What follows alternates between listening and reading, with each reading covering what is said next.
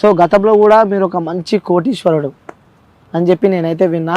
కొన్ని కంపెనీలకి కూడా మీరు స్టార్టప్ కంపెనీస్లో కూడా మీరు ఒక డైరెక్టర్లా పనిచేసినారంట. సో దాని తర్వాత సడన్గా మీ లైఫ్లో ఏం జరిగిందని అంటే ఇక్కడ వచ్చి కూర్చోవడానికి కారణం ఏం జరిగింది అసలు మీ లైఫ్? That's entirely personal. నా పర్సనల్ లైఫ్లో నేను చాలా పనులు చేశా, కొన్ని స్టార్టప్స్ పెట్టా, కొన్ని రకాల ఉద్యోగాలు చేశా, కొన్ని బిజినెస్లు ఏవో చేసా. అవన్నీ నా పర్సనల్ లైఫ్ కదా, ఎవరు చేయరు. సో తెలుసుకోవాలని ఉంటుంది కదా నా. సో అన్ని చేసినా మీరు ఇప్పుడు ఇక్కడికి వచ్చి నాకే ఇంట్రెస్ట్ లేదు నా పాస్ట్ గురించి, నేనే దాన్ని వదిలేశాను. నా పాస్ట్ గురించి ఎవరికైనా ఏం ఉపయోగం ఉంటుంది?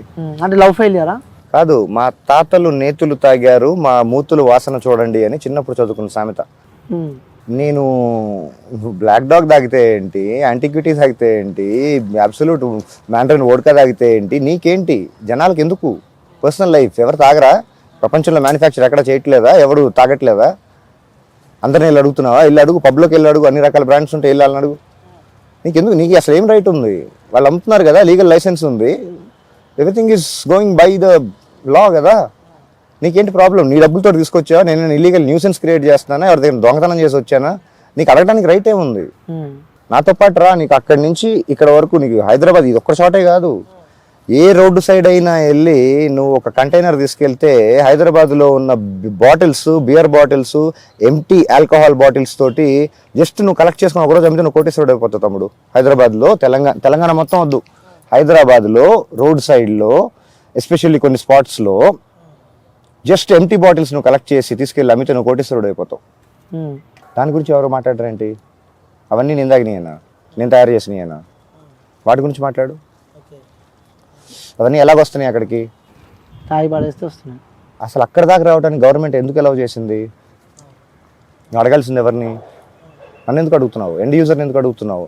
ట్యాక్స్ పేయర్ని నువ్వు మళ్ళీ క్వశ్చన్ చేసే రైట్ నీకు ఎక్కడి నుంచి వచ్చింది? ట్యాక్స్ కట్టి వాడి హెల్త్ స్పాయిల్ చేసుకొని డబ్బులు పెట్టి మళ్ళీ ఇంకా బ్లేము, ఇంకా రకరకాల సర్టిఫికేట్లు అవసరమా? అక్కడ బ్యాన్ చేసి నువ్వు మాట్లాడు. You don't even have the legality to talk about it. Yeah okay. So అదే నేను ఇప్పటిదాకా క్వశ్చన్ అడుగుతున్నా, మధ్యలో ఆపేసిన. అసలు ఏమైందన్న మీ లైఫ్ లో? అంటే నేను మీ గురించి కోటీశ్వరులు ఉండి మీరు అన్ని అనుభవించారు లైఫ్ లో మేబీ నాకు తెలిసి. సో ఎందుకు సడన్ గా మీరు ఇక్కడికి వచ్చి ఇలా ఒంటరిగా జీవితం గడుపుతున్నారు మీరు? నాకు వర్కౌట్ అవుతుంది. I'm comfortable. Whatever things I'm doing here, whatever things I'm practicing here, దానికి నేచర్ కావాలి. ఆ నేచర్ హైదరాబాద్లో దగ్గర ఉండి నాకు నచ్చిన స్పాట్ నేను చూస్ చేసుకున్నా, నాకు వర్కౌట్ అవుతుంది. నేను రకరకాల ప్రాక్టీసులు చేస్తూ ఉంటా. నా కెరియర్కి సంబంధించి, నా పర్సనల్ లైఫ్కి సంబంధించి, నా పర్సనాలిటీకి సంబంధించి రకరకాల ప్రాక్టీసులు చేస్తూ ఉంటా. దానికి నాకు నేచర్ కావాలి, నాకు వర్కౌట్ అవుతుంది. దీనివల్ల ఎవరికి ఇబ్బంది లేదు, ఎవరికి నష్టం లేదు. ఏదో నా వల్ల అయిన కాంట్రిబ్యూషన్ కూడా నేను చేస్తున్నాను. నా కళ్ళ ముందు కనిపించేవి, నేను చేయగలిగినవి. ఇక్కడ రోడ్ పైన ఎన్ని రకాల యాక్సిడెంట్లు అయ్యి, కుక్కలు, రకరకాల జంతువులు, మీకు కనీసం విని కూడా ఉంటారు, అన్ని రకాల జంతువులు చచ్చిపోతుంటాయి తెలుసా మీకు? అవన్నీ ఎక్కడికి వెళ్తాయి? వెనకాలకి వెళ్ళి చూడండి. నేను కొన్ని దహనం చేశాను, లాస్ట్ రైట్స్ నేను ఇచ్చాను. వెళ్ళి వెనకాల చూడండి, పెద్ద పెద్ద ఫైర్ పిట్స్ ఉంటాయి, వెళ్ళి చూడండి. ఇది చేయడానికి ఇక్కడ ఎవరున్నారు? అది ఒకటి చేయడు, ఇంకోటి చేస్తే ఇంక మళ్ళీ వాడు అదేం చేస్తున్నాడు, ఇదేం చేస్తున్నాడు, అదేవాడు, వాడేవాడు, వీడేవాడు, వాడి బ్యాక్గ్రౌండ్ ఏంటి, నీకెందుకు? నువ్వు చేస్తున్నావా? కనీసం నన్ను చేయనిస్తున్నావా? నేను ఏదో చేస్తున్నా, దానివల్ల ప్రపంచానికి నష్టం అయితే లేదు. ఎవరికి ఏం ప్రాబ్లం నాతోటి? నేను ఎవరికైనా వెళ్ళి ఇబ్బంది పెడుతున్నానా? ఎవరినైనా ఏ విధంగా? కనీసం వాళ్ళు థంబ్నెయిల్స్కి జస్టిఫై చేయడానికి నేను ఎవరైనా అడుక్కుంటున్నానా? ఒకరితో చెప్పించి నేను అడుక్కుంటున్నాను ఇక్కడ అని. నేను ఇక్కడ ఏం చేస్తాను? రూమర్లు వింటాం కాదు, ఆ రూమర్స్కి నువ్వే చెప్తున్నావు రూమర్ అని, ఆ రూమర్కి మళ్ళీ వ్యాలిడిటీ ఏంటి, దానికి మళ్ళీ విట్నెస్లు, ఎవిడెన్స్లు ఏంటి? రూమర్ అని చెప్పి నేను చెప్పలేదు.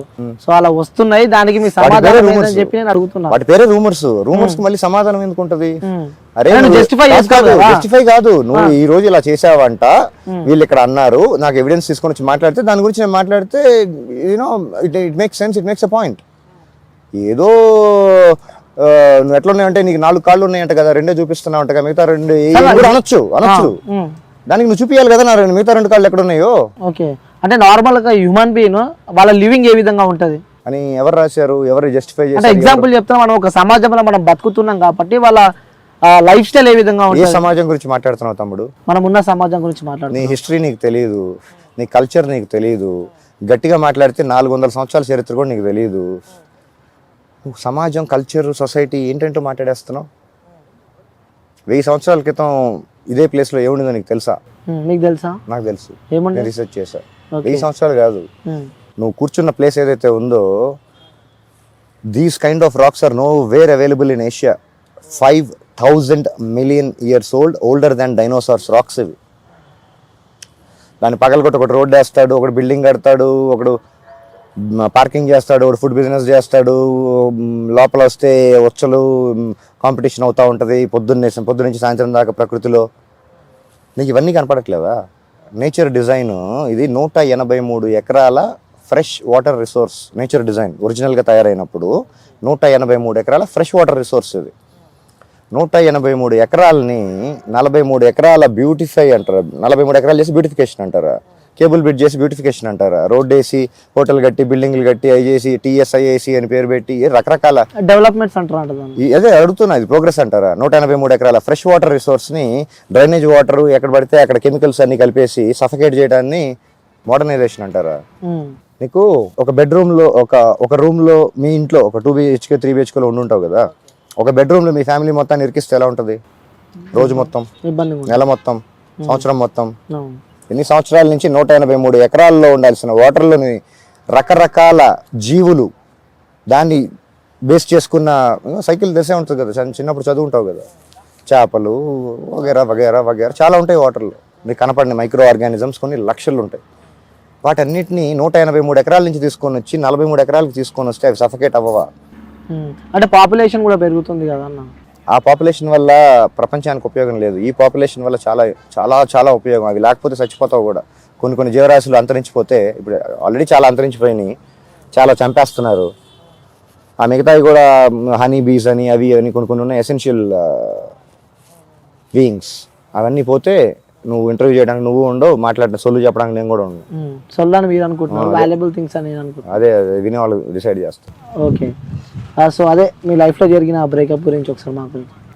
ఇది ఎంటైర్లీ పర్సనల్, నా పర్సనల్ లైఫ్ అన్నాను అంటే అది పర్సనల్. పబ్లిక్ ఎందుకు? అంటే వితౌట్ నేమ్స్ చెప్పొచ్చు కదా. ఎందుకు? దానివల్ల ఉపయోగం ఏంటి? నాకు చాలా ఎక్స్పీరియన్స్లు అయినాయి, కొన్ని మంచి, కొన్ని చెడ్డయి, కొన్ని నాట్ సో నైస్, కొన్ని గుడ్, కొన్ని ది బ్యాడ్ ఎక్స్పీరియన్స్ ఒకటి షేర్ చేసుకోండి మా దగ్గర. నా ఎక్స్పీరియన్స్ తోటి మీకెందుకు తమ్ముడు? తెలుసుకోవాలని ఉందన్న నాకు. నాకే నా ఎక్స్పీరియన్స్ని నేనే మెమరైజ్ చేసుకోను, నేనే నాస్టాల్జియా మూమెంట్స్లోకి నేనే వెళ్ళను. అవి నేను షేర్ చేసుకుని నేను మళ్ళీ మీకోసం ఎందుకు? సరే, ఈరోజు వ్యాలంటైన్స్ డే కాబట్టి నేను అడుగుతున్నా, లవ్ పైన మీ ఒపీనియన్ ఏందన్న అసలు? ఫస్ట్ క్వశ్చన్, ఒకటే క్వశ్చన్లో 2 క్వశ్చన్లు అడిగావు. వ్యాలంటైన్స్ డే అన్నావు. వ్యాలంటైన్స్ డే అంటే ఈ పేరు ఎప్పటి నుంచి వచ్చింది? ఎప్పటి నుంచి వాడుకలోకి వచ్చింది? చెప్పు అడుగుతున్నా. వ్యాలంటైన్స్ డే అని ఎప్పటి నుంచి ప్రపంచంలోకి వచ్చింది? When did Valentine's day come in to existence? చెప్పు, ఆన్సర్ చెప్పు. వ్యాలంటైన్స్ డేకి, లవర్స్ డేకి, లవ్కి ఏం సంబంధం నాకైతే తెలియదు. నాకు తెలిసినంత వరకు వ్యాలంటైన్ అనే ఐ థింక్ ఎదురుండేవాళ్ళు 5th century. వాలంటైన్ అని చెప్పి ఒక వ్యక్తి ఉండేవాడు, సెయింట్ వ్యాలంటైన్ అని ఒకడు, ఏదో 5th centuryలో సంగతి. మిగతా స్టోరీ చెప్పు, నీకు తెలుసు కదా. అంటే కొంచెం ఐడియా ఉంది నాకు. వాలంటైన్ అని చెప్పి ఒక వ్యక్తి ఉండేవాడు అని చెప్పి తెలుసు నాకు. తర్వాత సో దాని తర్వాత వాళ్ళు ఏదో పెళ్లి చేసుకున్నారు, అప్పటి నుంచి వాళ్ళ తర్వాత చనిపోయినారు. దాని తర్వాత వ్యాలంటైన్స్ డే చేసుకుంటారు వాళ్ళు చనిపోయిన రోజు అని చెప్పి. అంటే వాడి ముందు వాడి తర్వాత ఇంకెవడు పుట్టలేదా? అక్కడి నుంచి మొదలైందని చెప్పి తెలుసు నాకైతే. వాళ్ళని గుర్తుగా వ్యాలంటైన్స్ డే పెట్టుకున్నారని చెప్పి తెలుసు నాకు. ఒకసారి కొంచెం ఇంట్రెస్ట్ ఉన్న వాళ్ళు కొంచెం గూగుల్ సెర్చ్ చేస్తే what is the real story, real history behind Valentine and Valentine's day అంటే వాళ్ళకి ఇంకా క్లారిటీగా మంచి డీటెయిలింగ్ ఆన్సర్స్ వస్తాయి. సంబంధమే లేదు.